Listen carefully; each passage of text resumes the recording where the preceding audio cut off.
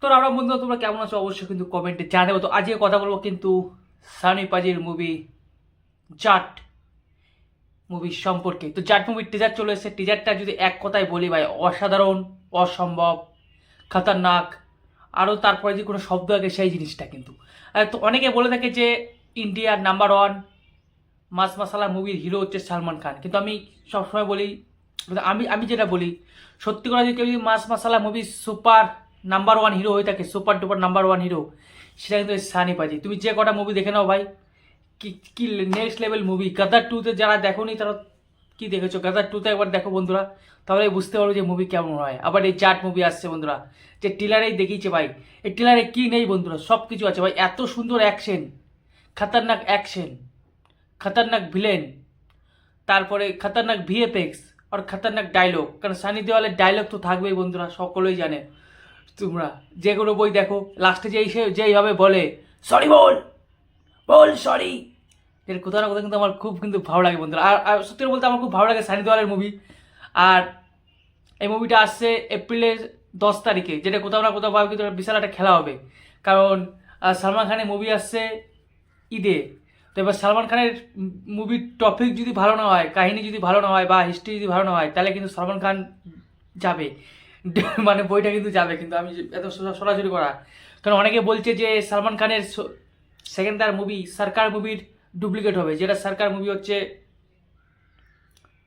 South Indian movie, সেই মুভির remake. তো সেক্ষেত্রে কিন্তু বইটা ডুবে যাবে, কারণ সানি পাজির ভাই সামনে দাঁড়িয়ে রয়েছে, সানি পাজির তো ছাড়বে না। সানি পাজির মুভিটা কিন্তু, আর সত্যি কথা বলতে সানি মুভিটা কিন্তু হেভি লাগছে, যেভাবে মানে যেমন ভিলেন দেখো, তাগতবার ভিলেন রয়েছে, তাগতবার হিরো, সেই হিসেবে কিন্তু ভাই অসাম লাগছে। এবং মানুষের মনে কিন্তু এখন থেকে একটা মানে জায়গা করে নিয়েছে টিলারটা বা টিজারটা। কেউ বলছে যে মুভিটা কী নিয়ে, এখন কেউ কিন্তু বুঝতে পারেনি। সে এইটুকু বুঝতে পেরেছে যে জাট, সানিদল হচ্ছে একজন জাট, তার বিরুদ্ধে কিছু করা হয়েছে। এবং সত্যি কথাই জারটা যখন রেগে যায়, তখন কিন্তু সামনে যাকে পায় তাকে কিন্তু উড়িয়ে দেয়। সেটা তুমি যখন ট্রেলারটা দেখবে, তখন কিন্তু ব্যাকগ্রাউন্ডে একটা কথা বলা হয়, যেটা কোথাও না কোথাও কিন্তু আমার ভালো লাগছে। আর সানি দেওয়ালের যে লুক, সে বরাবরই ভালো লাগে। এবং সানি দেওয়ালের এখনও পর্যন্ত যত হিস্ট্রি আছে, সব মুভিতে দেখো অ্যাকশন অ্যাকশন আর ডায়লগ। সে তোমরা দেখেছিলে ঘাতক, ঘাতক কি দেখেছো, সাত ভাই কো মারুঙ্গা এক সাথ, সাত ভাই কো চোন চোন কে মারুঙ্গা। ওইখান থেকে তুমি যে কোনো মুভি দেখো সানি দেওয়ালের, অসাম অসাম। তো এইখানটায় কিন্তু ভয় লাগছে, আমার মনে হচ্ছে সালমান খানের যে সেকেন্ডার মুভি আসছে, সেকেন্ডার মুভির উপরে কিন্তু একটু ডাউট আছে, বা একটু মানে দুর্ভাগ্য আছে সালমান খানের কপালে। কারণ সানি দেওয়াল যেভাবে ভাই জাট মুভিটা নিয়ে আসছে, ট্রেলারটা দিকে তোমরা দেখো, ও অসাধারণ লাগছে। সেই ফিটনেস, সেই মানে একদম অসাধারণ, মানে অ্যাকশন যাকে বলা হয়, অ্যাকশন মুভি একদম জাট মুভি। আর ডায়লগে ভরা ভরা ভাই। আর ভিলেন তো জানোই তোমরা, কে কি বইয়ের যে পুলিশটা থাকে, রামিন হুন্ডা, ভাই ওরা মাস মাসালা ভিলেন, সেরকমই অ্যাক্টিং করেছে বন্ধুরা। আর এখানে শুধু একাই ভিলেন নয়, মানে এখানে 5জন ভিলেন আছে বন্ধুরা এই মুভিতে, 5জন ভিলেন, খতরনাক খতরনাক ভিলেন। তো মাস মাসালা কিরম কিরম হিসেবে ভাই মারপিট হবে তোমরা বুঝতে পারছো, এখানে অ্যাকশনে অ্যাকশনে শুধু ভরপুর হবে। তো অবশ্যই তোমাদের কেমন লাগলো জাটের ট্রেলার, জাট মুভির ট্রেলার অবশ্যই কিন্তু কমেন্টে জানাতে পারো। আমার তো ভাই অসাধারণ লেগেছে।